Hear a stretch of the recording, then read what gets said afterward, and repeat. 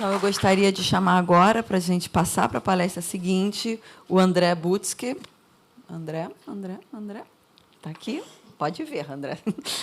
Não, o André, ele é... Vai dar a volta? André vai... Tanto faz. Enquanto o André chega, eu vou apresentando. Não, o André é bacharel em Filosofia Eclesiástica e teólogo aqui pela Faculdade de São Bento do Rio de Janeiro e pelo Pontifício Ateneu de Santo Anselmo, em Roma. E tem a pós-graduação em Liturgia, aqui também pela Faculdade de São Bento, e é um estudioso de arte sacra. Então, ele vai tratar agora para a gente... Claro, a gente pega. Ele vai falar sobre a Tenda da Virgem, um mosteiro beneditino em Petrópolis. Então, agradeço, André, e eu vou botar ali a mesinha, o púlpito para você.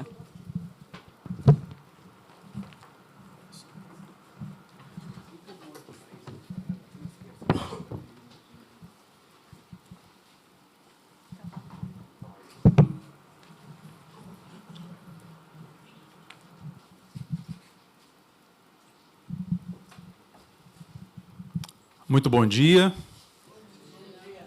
É uma alegria muito grande estar aqui hoje falando sobre esse assunto, sobre esse tema. Agradecer a Dom Mauro pelo convite. Esse foi um trabalho apresentado justamente na pós-graduação de liturgia. E aí Dom Mauro falou assim, gostaria que se apresentasse também no seminário. E aqui estou eu para falar sobre a Tenda da Virgem, né? Um tema que eu escolhi para essa palestra, porque a tenda é algo muito importante, né? Nós temos no Evangelho de São João que Jesus, o Verbo, veio e habitou no meio de nós. E, infelizmente, não temos em português o verbo tendar, né? Porque oficialmente seria o verbo tendou entre nós, né? Armou sua tenda entre nós. E quando eu li a obra de Cláudio Pátrio sobre o Mosteiro da Virgem, ele começa justamente com isso, né? Que é a tenda de Deus armada naquele lugar. E aí eu não podia escolher outro nome para a palestra que não fosse a Tenda da Virgem. Nós quero fazer com vocês um passeio, falar um pouquinho antes de entrar mesmo na obra do Cláudio, né? Fazer um passeio sobre beleza, espaço litúrgico, prometo que vai ser muito breve, mas principalmente contar um pouco da história do Mosteiro da Virgem, né? Como ele surgiu, né? Eu fico nervoso porque tem a irmã está ali atrás, né? Então, se eu errar, ela já puxa a minha orelha à distância aqui, né? E contar um pouquinho dessa história, o como isso tudo começou, e contar eu vou usar esse termo, depois, se não for, Deus vai me perdoar, né? Mas um milagre de Madre Eugênia, para que esta igreja, que vocês vão ver aqui, né, ela realmente tivesse sido construída. Muito bem. Quero partir dessa hipótese, que para mim nem é uma hipótese, mas vamos fingir que é uma hipótese, porque é um trabalho, tem que começar com uma hipótese, né? Então a gente finge que é uma hipótese, mas não é uma hipótese, não, é verdade. Beleza estética e espaço sagrado, eles não são elementos independentes. Não adianta a gente pensar em espaço sagrado e beleza estética como duas coisas completamente independentes. Elas não são. Elas são complementares e são indissociáveis. E quem está dizendo isso não sou nem eu, não. Bento XVI, quando ele, na Sacramento Caritatis, ele coloca exatamente assim, ó, a beleza não é um fator decorativo da ação litúrgica. É seu elemento constitutivo, enquanto atributo do próprio Deus e da sua revelação. Então, a beleza não é opcional. Não é. Fazendo uma antecipação de um dos meus últimos slides, igreja, caixote, não.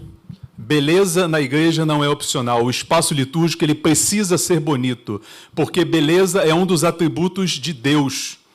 E para nós chegarmos a Deus, beleza é fundamental. Então, igreja caixote com paredinha preta não funciona e nunca funcionou. E o missal romano, né, a instrução do missal romano, coloca justamente sobre a organização do espaço litúrgico. O espaço litúrgico ele não pode ser qualquer coisa. Ah, não, joga uma mesinha ali em cima, põe uma toalha branca bonita, uma cruz, umas velas e sai celebrando. Não, não funciona assim. Porque o espaço litúrgico ele precisa ser organizado. Cada coisa tem que estar no seu lugar. E eu penso que todos aqui já participaram de pelo menos alguma missa aqui no Mosteiro de São Bento, e a gente percebe como todas as coisas estão no seu lugar. Por quê? Porque é fundamental. A organização do espaço litúrgico, por quê? Olha como o missal romano diz, permita a adequada disposição de todos e favoreça a cada um o desempenho de sua função. Então, a beleza é fundamental, mas a organização também é fundamental. E por que eu escolhi a Igreja Abacial do Mosteiro da Virgem? Por vários motivos, né? Em primeiro lugar, que quando você entra na igreja, não tem como você não se apaixonar, né? É uma beleza única. Segundo, porque eu costumo dizer que é uma joia encravada na Serra Fluminense. Fica muitas vezes escondidinho, as pessoas às vezes vão a Petrópolis e não visitam o Mosteiro da Virgem, e espero que vocês corrijam esse erro a próxima vez que vocês forem a Petrópolis, né? Porque é belíssima essa igreja, mas de forma muito especial.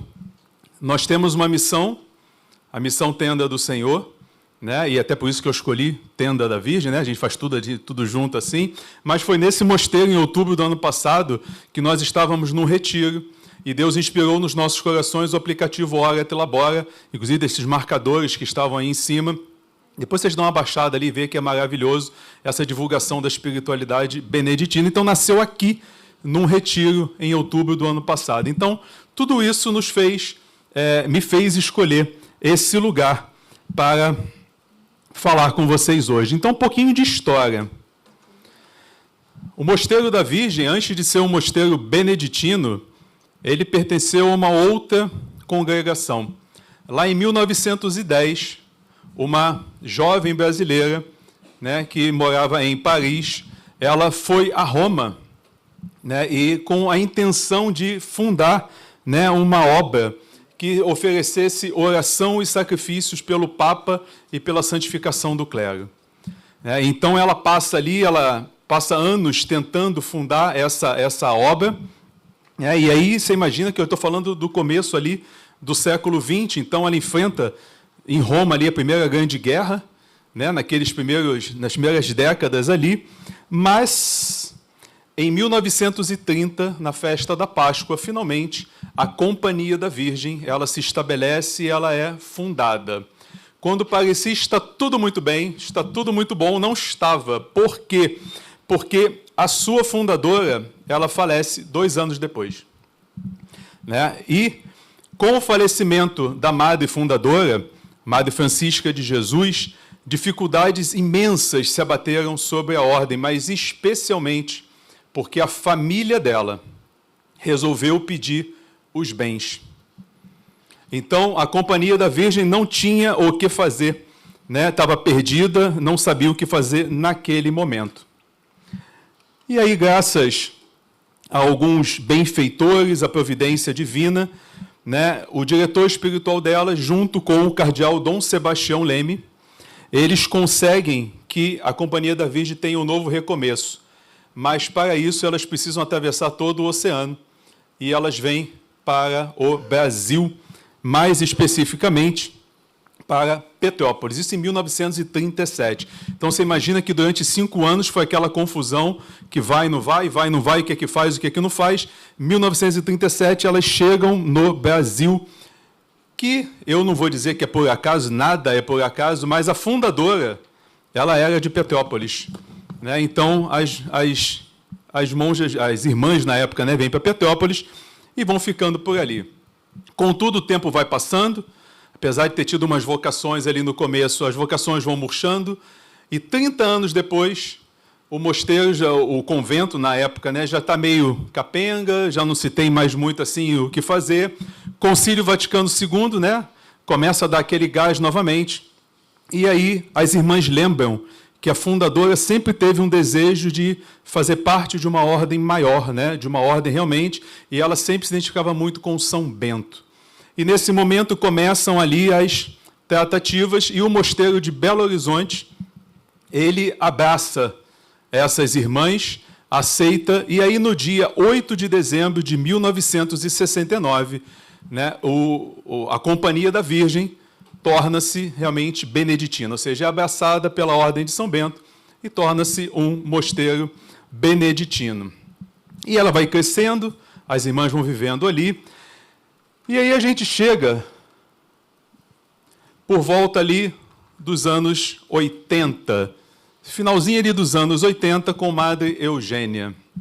Madre Eugênia queria uma igreja para o mosteiro, uma igreja, né? Tinha uma capela, mas queria uma igreja, assim. Só que não tinha espaço. Madre Eugênia, então, fala com Cláudio Pasto. Fala assim, se a gente conseguir esse terreno aqui do lado, a gente constrói uma igreja? E aí o Cláudio constrói, né? Ok, a gente consegue. Madre Eugênia, então, movida pela fé, pega uma medalhinha de São Bento, reza e joga a medalha no terreno do vizinho. E ela disse assim, amanhã vou ligar para a dona do terreno e vou lá fazer uma proposta. Só que Deus tinha outros planos, né? Os planos de Deus são sempre melhores que os nossos, né? Quando Madre Eugênia está nesse período ali de silêncio, jogou a medalhinha, está esperando tal, a vizinha liga, convidando Madre Eugênia para um chá. Ela falou, bom, então acho que São Bento já está agindo porque a gente vai conseguir. E ela estava pronta para fazer a proposta. Quando ela chega lá, banho de água fria. Primeira coisa que a vizinha diz é, essa propriedade jamais vai ser vendida, mas vai ser doada. Porque o meu marido disse que eu não posso vender essa propriedade, mas eu preciso doar essa propriedade. E ela faz uma pergunta que a resposta a gente vai ver depois nos próximos slides. Estaria a senhora interessada?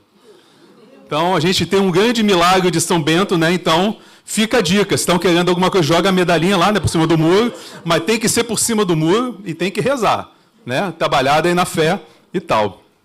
E aí nós temos, então, a igreja do Mosteiro da Virgem, a igreja abacial. A igreja possui 3 espaços muito bem definidos, né? Tem o santuário, que eu estou usando os termos que o Cláudio usava, tá? Santuário, que é o presbitério, Capela do Santíssimo, vai ficar ali à direita. Eu não botei nessa imagem, deixar vocês curiosos. Eu botei só a imagem assim central mais de longe, porque eu gosto da curiosidade, é muito interessante. E aqui do lado esquerdo nós temos a Capela de São Bento e de Santa Escolástica. Antes de falar sobre esse espaço, eu quero mostrar o vitral. Foi uma das nossas palestras de ontem, né, sobre os vitrais. E esse vitral, que é o Cordeiro de Deus, ali o coração dele, é muito interessante, porque quando eu ia lá eu não entendia muito bem, né? O vitral estava assim, o Cordeiro de Deus. Aí eu li o que o Cláudio escreveu, e eu vou ler o que ele escreveu, né? Ele diz assim, não mais o sol, nem as estrelas, mas o Cordeiro é a luz que guia a comunidade cristã. Né? Buscando isso lá do livro do Apocalipse. E quando você presta atenção nisso, né, o Cordeiro realmente ele ilumina todo o espaço, todos os 3 espaços são iluminados pelo Cordeiro Pascal. Só para título de curiosidade, esse painel tem 2,5 metros, o vitral tem 2,5 metros de diâmetro. Vamos falar um pouquinho então sobre agora o santuário, né? O presbitério. Ele tem uma forma sinagogal. O que significa uma forma sinagogal? O presbitério fica ali no meio, bem no meio, e o povo fica em volta, forma um U. As monjas ficam dos 2 lados e o povo fica aqui na frente. Então, essa era a forma, né, das sinagogas, né? Ou seja, esse U em volta ali do que seria o santuário. E o que nós temos aqui? Né? Nós temos o altar principal ali, né, que ele é feito em granito róseo, e tudo que é pedra vai ser feito da mesma coisa, porque vocês lembram que tem que ter ordem, tem que ter beleza. Então, quando você usa o mesmo material de várias formas e você consegue, vai mantendo essa ordem. É só você olhar aqui na igreja, né? A madeira toda, o mesmo tom de dourado, o mesmo tom de vermelho, porque significa ordem. E a ordem traz a beleza. Não existe beleza se não tiver ordem. Então, é sempre assim. Então, é tudo ali de granito rosa. Nós temos aqui, aos pés do altar, nós vamos depois mostrar uma relíquia do apóstolo Paulo. Nós temos um crucifixo de bronze e ferro batido, e o mosteiro vai ser todo nesse granito rosa, em ferro, né, e em alguma cerâmica. Nós temos a sédia né, que aqui na foto dá para ver, mas é para deixar a curiosidade de vocês mesmo. Está ali atrás do altar também em granito rosa. Uma imagem da Virgem, que é uma das imagens mais bonitas que eu já vi, da Imaculada Conceição, e falaremos sobre ela um pouquinho mais à frente. Tem 1,20 m de altura. Temos uma menorá de ferro fundido, que dá para ver ali na frente também. A pia de água benta e 4 cruzes de consagração. E nós vamos também explicar depois por que essas cruzes de consagração. E o painel, que foi por causa dele que eu resolvi falar sobre isso, porque esse painel, cada vez que eu olhava, ele dizia uma coisa diferente, até que eu falei assim, eu preciso saber exatamente o que o artista quis dizer para a gente com esse painel. Ele tem 9 metros de altura e 4 metros de largura. Ele é belíssimo, ele está nas cores, representando praticamente as cores do arco-íris, né, fazendo aquela evocação que quando Deus se apresenta, né, faz aliança com o homem, o arco-íris aparece no céu, então ele traz isso aí, porque Jesus é a aliança definitiva. E ele traz na mão, Jesus na mão esquerda dele ali, tá vendo? Ele tem um negocinho que não é um celular. Eu sempre achei, primeira vez que eu entrei, eu falei assim, pô, o Cláudio foi muito visionário, porque essa igreja é do final da década de 80, botar Jesus com um celular na mão, mas não é. Né? Aquilo ali seria um Novo Testamento, e nele está escrito, eu renovo todas as coisas. Né? Então, mostrando, né, que Jesus ele traz essa renovação para as nossas vidas. Entrando em alguns detalhes agora. O Pantocrator, né, que é essa imagem do Cristo, ele é emoldurado pela mão de Deus Pai, então já vai trazendo ali a trindade toda nesse painel. Né? Depois nós temos a volta ali, ó, o casario, né, que em torno de Jesus está ali, que corresponde a Jerusalém Celeste, e em cima da cabeça do Cristo, uma grande tamareira que representa a árvore da vida. Eu não vou entrar muito em falar do Cláudio Pastro, depois nós vamos ter uma super aula sobre o Cláudio Pastro, né? Mas entendam que ele nunca colocava nada que não tivesse um sentido. Não tem nada ali, vou colocar isso aqui porque não, porque deu vontade, não existe. Cada coisa que ele desenha, cada coisa que ele coloca, é porque tem algum motivo para estar ali. E aqui em cima, você está vendo que aqui está o Cristo? Ó, nós temos aqui do lado esquerdo Adão e Eva, e do lado direito a Virgem Maria, que é a nova Eva. Né? Jesus é o novo Adão, a Virgem Maria, a nova Eva. Nós temos ainda de um lado do outro aqui, ó, São José e lá São Miguel, porque eles são os patronos da igreja. Né? Então nós temos todo o desenho, né, trazendo essa eclesialidade. Nós temos ainda, e isso para mim foi uma coisa linda quando eu descobri, né? Tem aqui o casal, né, do Cântico dos Cânticos, e aqui o rei Davi, e tem um motivo muito sério para isso, porque as monjas vão ali 7 vezes por dia para o louvor divino, para o ofício divino. Né? Então isso aqui, ó, traz essa menção, né, o Cântico dos Cânticos e o rei Davi. E embaixo de Jesus nós temos aqui, ó, o rio, né, os 4 rios da vida e o Espírito Santo. E para mim, é uma coisa que eu acho muito interessante, que ele cai exatamente, ó, na sédia. Né? Então, quando você vê o sacerdote sentado celebrando a missa, a imagem que você tem é do Espírito Santo realmente, porque o sacerdote, ao celebrar a missa, ele faz em persona Christi. Né? Então, eu acho isso aqui muito bonito. Como eu disse, o Cláudio nunca faz nada simplesmente por fazer. Tem sempre um motivo. Nós temos do lado do rio as 2 oliveiras, que representam os mártires da igreja, e nós temos aqui no cantinho escondidinho Pedro de um lado e Paulo do outro, porque eles são os fundamentos da nossa igreja. Trazendo para frente agora o altar, né? Ele é granito róseo, maciço, e por que ele é um altar maciço de pedra? Porque Cristo é a pedra angular, é sobre ele que tudo se constrói, e aqui nós temos o altar. E aqui tem uma frase do Cláudio Pastro que me fez passar 5 dias, parar a minha pesquisa e me recuperar disso, porque eu nunca tinha imaginado. A gente vai à missa quase todos os dias, a gente está sempre ali, a gente vê o sacrifício de Cristo, e ele diz que o altar é o centro da igreja, e realmente está no centro, mas ele é o centro do universo. Cada vez que uma missa é celebrada, aquele altar torna-se centro do universo. O universo todo se curva e se volta para o Cristo que se faz presente na Eucaristia.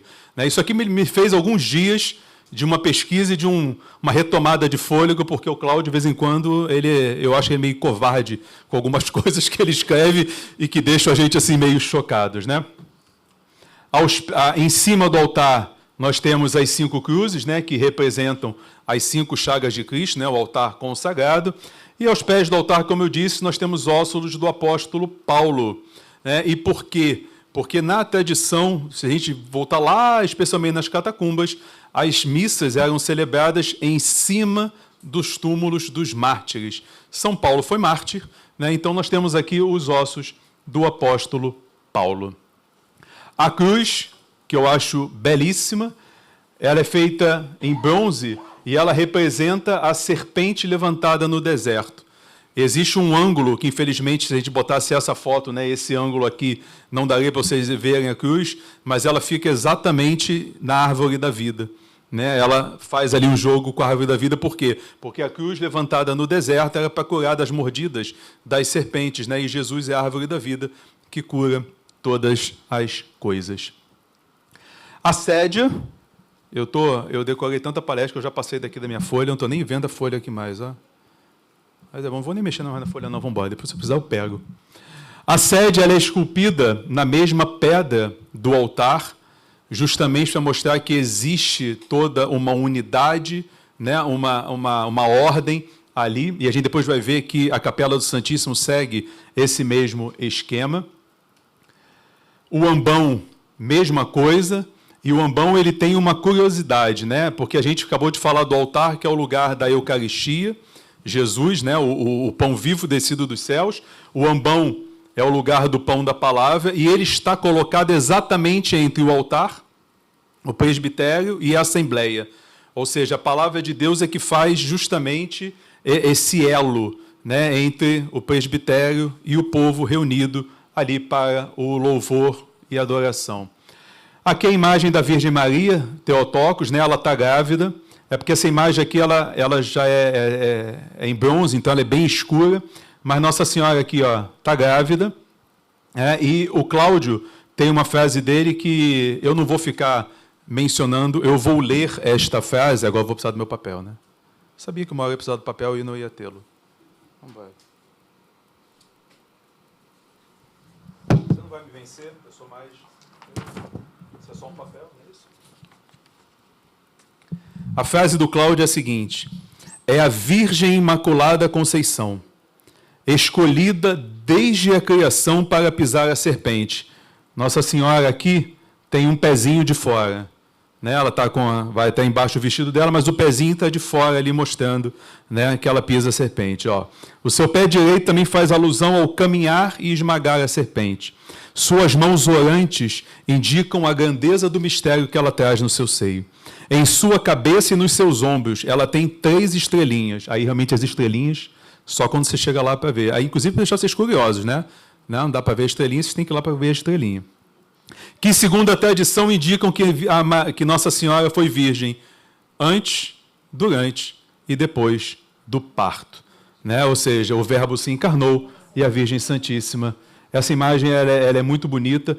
Eu acho muito interessante, que ela fica, as irmãs elas passam por aqui para entrar no coro, e tem 2, eu reparo em tudo, tem 2 irmãs que elas sempre que passam, elas como se abraçassem a Virgem.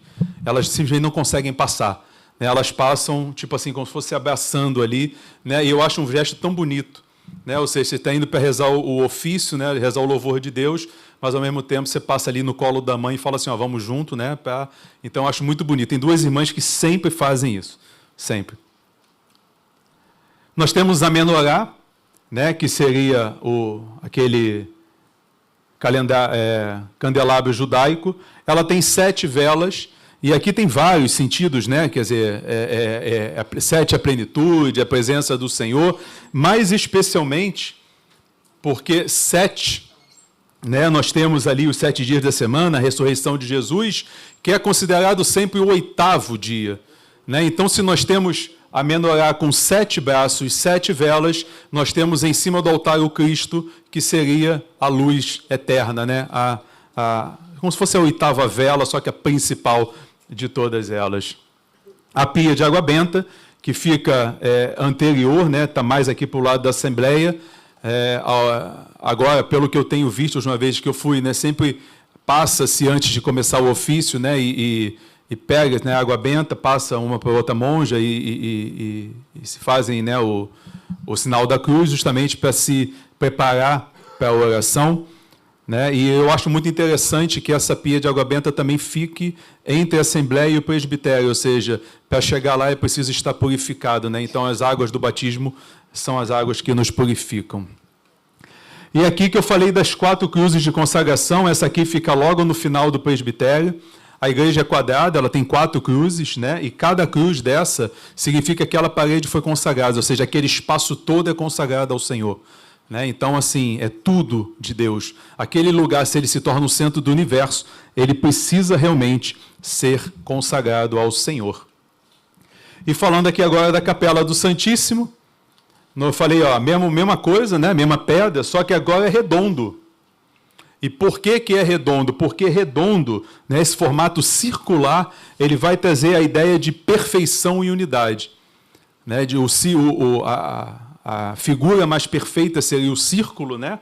Então ele traz justamente isso aqui, traz ele redondo para juntar essa unidade. E em cima nós temos o sacrário em forma de tenda. Desculpa aí, mas eu não posso fazer, né? Se o Cláudio gosta da tenda, eu também gosto. Né? E ele tem 8 imagens nesse sacrário. Eu escolhi a que para mim é mais bonita, que é a que está voltada para a gente, que é o Bom Pastor. Né? Então é uma delas. Aqui em cima nós temos uvas e tal, e aí também fica na curiosidade para conhecer as outras. Mosteiro ali de Petrópolis, né? Fica, como é o nome da rua mesmo lá, irmã? Esqueci. Avenida Ipiranga 550. É isso, pronto. Então estejam lá, conheçam, dá para ver as 8 imagens bonitas. E do lado esquerdo nós temos a Capela de São Bento. E a Capela de São Bento Santo Escolástica, que é inspirada naquela passagem que São Bento quer voltar para o mosteiro e Santo Escolástica pede para ele não voltar. E aí tem uma frase linda, né? Muito pôde aquela que mais amou. Né? Santo Escolástica, então, desarma São Bento, cai uma tempestade. Ele é obrigado a passar a noite em colóquios ali com ela. Deus sabia de todas as coisas, né? O último encontro dos 2 irmãos. Mas essa obra traz um detalhe muito importante aqui, ó. A cruz, que é o báculo de São Bento, une a auréola dos 2 irmãos. Ou seja, eles realmente estavam unidos por Deus. Cláudio nunca coloca nada numa parede ou numa tela que não tenha uma intenção muito direta. E para concluir todo esse meu pensamento, todo esse meu estudo, que foi super rápido, eu sei, beleza e estético e espaço sagrado são interdependentes e complementares. Não dá para pensar no espaço sagrado feio. Não dá para pensar no espaço sagrado sem ordem. Beleza é fundamental. E eu vou adaptar, inclusive, uma frase que tem de um poeta brasileiro, né? E eu vou dizer assim, me desculpem as igrejas feias, mas beleza é fundamental. É fundamental. Você precisa estar num lugar bonito, porque a beleza, ela realmente te leva para Deus. E aqui eu faço um convite. Né? Você já tem aí no marcador de vocês, mas aqui tem um QR Code também. Se quiser continuar essa jornada com a gente, tem o nosso aplicativo. Eu estou falando desse aplicativo por quê? Porque é o maior aplicativo do Brasil de espiritualidade beneditina e de divulgação da palavra de Deus e da espiritualidade beneditina. Né? Nós temos a Bíblia completa, nós temos a regra de São Bento completa, dividido na leitura todos os dias que os monges fazem, inclusive, os monges e monjas fazem, inclusive, né, nas completas. Nós temos mais de 70 documentos da igreja. Então, se você quiser continuar essa jornada por essa jornada beneditina, está aqui o nosso aplicativo. Meu nome é André. Muito obrigado pela paciência de vocês.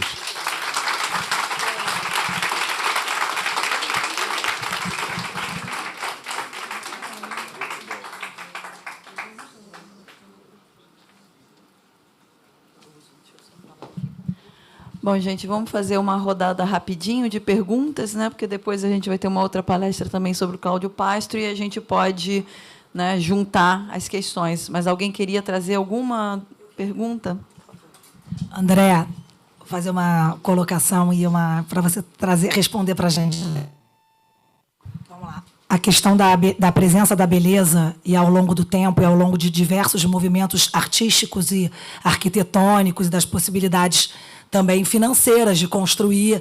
A gente não pode também associar a beleza à riqueza, né? Porque você vê na simplicidade e, às vezes, em coisas mínimas, usando até a palavra no minimalismo, a própria Capela de São Bento, Santa Escolástica, o desenho do Cláudio, aquele desenho delicado, fino, e como é belo, como é singelo e simples, né?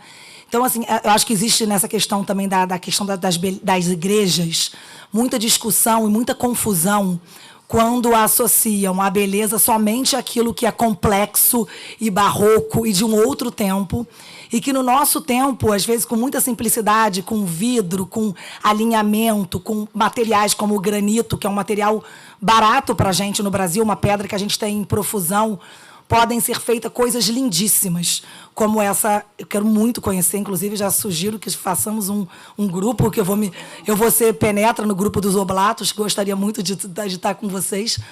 E eu queria que você comentasse sobre, ao longo do tempo, em diferentes aspectos arquitetônicos e possibilidades, inclusive o Mosteiro de São Bento de Vinhedo, que eu conheço bastante, que eu estou sempre lá em São Paulo, que é lindíssimo, e ele é moderno, ele é com cobogó, com ardósia, com pedra, tem um órgão lindo, e o Abade, um dos monges, já fez um tour comigo, explicando a simplicidade, a veracidade dos materiais, e quanto tem tanto conceito, e tanto por trás, como você explicou sobre o Cláudio. Eu queria que você comentasse sobre isso, sobre a beleza no tempo.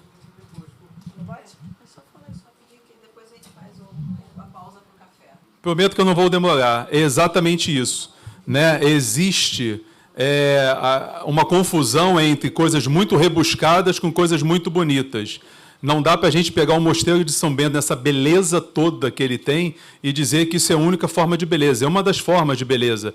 Né? Se a gente pega uma igreja como a de Petrópolis, que é uma igreja gótica, né? Ou como a igreja agora de Barcelona, né? A gente vê que existe uma outra beleza. Quando você chega no Vaticano e você pega as grandes basílicas, é uma outra forma de beleza. 4 grandes basílicas e cada uma com a sua beleza. Então, quando a gente coloca nessa simplicidade que a gente colocou aqui, o principal é mostrar que a ordem e a beleza estão juntas.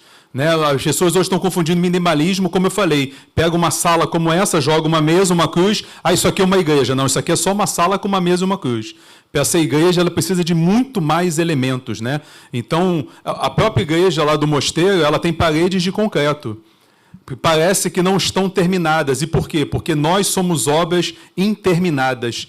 Né? Ou seja, então aquilo está mostrando que nós somos igreja e que nós precisamos buscar cada vez mais esse enfeite, essa beleza espiritual, para que nós possamos também estar completos. Então, não tem só uma forma de beleza. Existem várias formas de beleza, né? Mas, assim, uma parede preta, uma mesa, uma cruz em cima, não é bonito, não é igreja, e precisamos voltar, retomar a beleza e a ordem nas nossas igrejas. Muito obrigado, André. Dom Mauro, com licença, me desculpe, a irmã Plácida. É porque eu gostaria assim, de agradecer imensamente, né, a sua apresentação, o seu carinho pelo nosso mosteiro, Dom Mauro, ao Dom Felipe, e também a minha abadesa, que me permitiu, né, Madre Benita, de estar aqui. E, assim, ressaltar, né, esse convite que todos receberam, né, dele, e receberam de mim também, representando o meu mosteiro, que venham conhecer e gozar, né, dessa beleza, dessa simplicidade na beleza.